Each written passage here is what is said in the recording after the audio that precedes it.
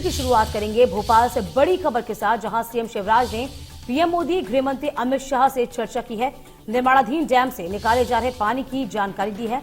शासन के किए गए प्रयासों से भी अवगत कराया गया है। वल्लभ भवन स्थित सिचुएशन रूम में सीएम इस वक्त पूरी निगरानी रखे हुए हैं। ये देखिए, हम तस्वीर भी आपको दिखा रहे हैं। वल्लभ नगर के वल्लभ भवन की तस्वीर है। ये देखिए, निर्माणाधीन डैम से किस तरीके से पानी निकाला जा रहा है, इसको लेकर शासन के जो प्रयास हैं उसको अवगत कराया जा रहा है। वल्लभ भवन की तस्वीर, जहां पर सिचुएशन रूम बनाया गया है बाकायदा। सीएम शिवराज ने पीएम मोदी और गृह मंत्री अमित शाह से इस बाबत चर्चा की, उनको जानकारी दी है।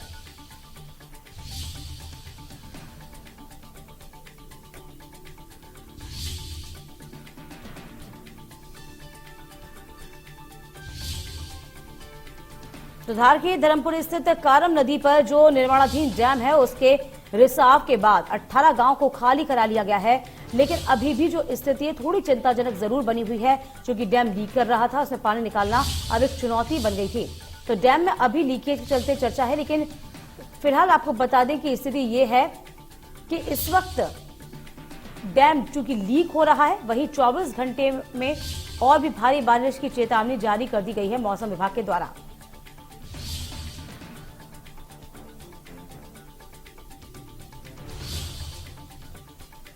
तो फिलहाल आपको बता दें, इस डैम को लेकर कहीं ना कहीं प्रदेश सरकार ने भी कबूली थी घपले की बात, और इसी को लेकर टेंडर घोटाले की भी खबर सामने आई थी। फिलहाल आपको बता दें, इस पूरे मामले में ईओडब्ल्यू जांच करेगी। कहा जा रहा है कि सही तरीके से आकलन निरीक्षण नहीं किया, इसकी बानगी ये हुई कि डैम जो है वो लीक हो गया।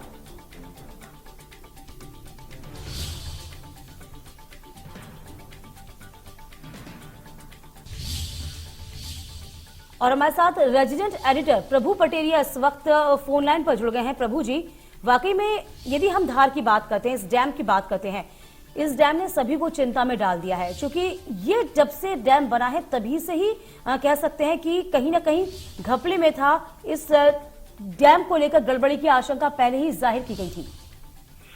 देखिए, बांध अभी निर्माणाधीन था, पूरी तरह बनकर तैयार नहीं हुआ था। कंस्ट्रक्शन उसका जारी था। 2018 में इसका काम शुरू हुआ था और बड़ा बांध है तो उसके हिसाब से बांध बनाने का काम अभी तक चल रहा था। लेकिन ये बिल्कुल निश्चित है कि बांध के निर्माण के दौरान खामियां थी, जिसकी शिकायतें भी की गई थी। और कहीं न कहीं निचले लेवल के जो अधिकारी हैं, जिनकी उनकी मॉनिटरिंग करना है, जल संसाधन विभाग के जो अधिकारी हैं ऊपर तक, वो उनकी शायद अनदेखी है इसमें, जिसकी वजह से ये हादसा होने की स्थिति निर्मित हुई है। बांध में कई जगह से लीकेज हो गया है। बांध को बचाने के साथ ही वहां के जो 19 गांव हैं आसपास के, उन गांव में जान माल का नुकसान को रोकने के लिए सरकार को लगातार 3 दिन से वहां प्रयास करने पड़ रहे हैं। एक चैनल बना दी गई है पैरेलल, उससे पानी निकाला जा रहा है नियंत्रित मात्रा में। एक और चैनल बनाने का काम शुरू हो रहा है और मुख्यमंत्री लगातार खुद ही मॉनिटरिंग कर रहे हैं। यदि हम कल की बात करते हैं तो कल मुख्यमंत्री ने लगातार 16 घंटे तक स्टेट सिचुएशन रूम में बैठकर पल पल की जानकारी ली। तमाम विशेषज्ञों से उन्होंने बात की, रुड़की के सिविल इंजीनियरिंग के विशेषज्ञों से बात की है, बांध सुरक्षा के जो भारत के विशेषज्ञ हैं उनसे उन्होंने बात की। उनके निर्देशन में बांध को बचाने का काम लगातार किया गया। उसका परिणाम सकारात्मक हमको सुबह 3 बजे दिखाई दिया कि उसमें सरकार नियंत्रित मात्रा में पानी छोड़ने का काम शुरू हो गया है, जिससे बांध तो बच ही जाएगा। बांध बचने के साथ ही जो गांव है 19 गांव, उनमें जल प्रलय की जो स्थिति निर्मित होती थी, स्वाभाविक तौर पर उससे भी बचाव हो सकेगा। तो ये बड़ा काम, एक टास्क पूरा किया गया है। लेकिन ये बिल्कुल सही बात है कि बांध के निर्माण में कहीं ना कहीं कोई खामी थी, जिसकी वजह से ये स्थितियां निर्मित हुई है। उसकी निश्चित तौर पर जांच सरकार को करानी चाहिए और जांच के बाद उस पर कार्रवाई करनी चाहिए। जी, और प्रभु जी, कहीं ना कहीं ये भी देखा गया कि शायद इस बांध का सही तरीके से आकलन नहीं कर पाया। जिस तरीके से आप भी बता रहे हैं, हम भी देख रहे हैं कि ये निर्माणाधीन बांध था, और इसके अलावा विभाग ने भी ये कहा था, तमाम इंजीनियर से भी कहा था कि आप कॉन्ट्रैक्टर को कई बार निर्देश भी दिया गया था कि मॉनसून आ रहा है, रिसोर्सेज मोबाइलाइजेशन कीजिए, आप तैयारियों को देखिए। शायद यहाँ पर कोताही बरती गई और इसकी बानगी ये रही। जी बिल्कुल, ये स्थिति निर्मित होती हुई दिखाई दे रही है कि जिस तरीके से लापरवाही उसमें हुई है बांध के जल भराव को लेकर, उसके कारण ये सिचुएशन पैदा हुई है। और चूंकि बांध अभी अंडर कंस्ट्रक्शन था, उसके वॉल वगैरह की टेस्टिंग नहीं की गई थी कि यदि कोई स्थिति निर्मित होती है बांध में लीकेज की तो वॉल तत्काल खुले जाएं।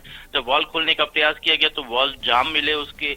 इसके साथ ही बांध में कितना पानी भरना है, इसकी भी तैयारी निर्माण कंपनी और जल संसाधन विभाग के द्वारा नहीं की गई थी, क्योंकि इस बार का मानसून बड़ा अनियमित सा मानसून मध्य प्रदेश में आया है। कई जगह बहुत ज्यादा बारिश हुई है और शायद एक कारण जी प्रकृति का और भी इसमें हो सकता है। प्रभु जी जरा रोकना चाहूंगी आपको माफी के साथ कि अभी मौसम विभाग ने अलर्ट भी जारी कर दिया है 24 घंटे के में और भी भारी बारिश की चेतावनी दी गई है। लेकिन इसके अलावा क्या ये भी सूत्र बता रहे हैं कि 8 कंपनियों के संचालकों पर एफआईआर दर्ज हुई है इस बाबत?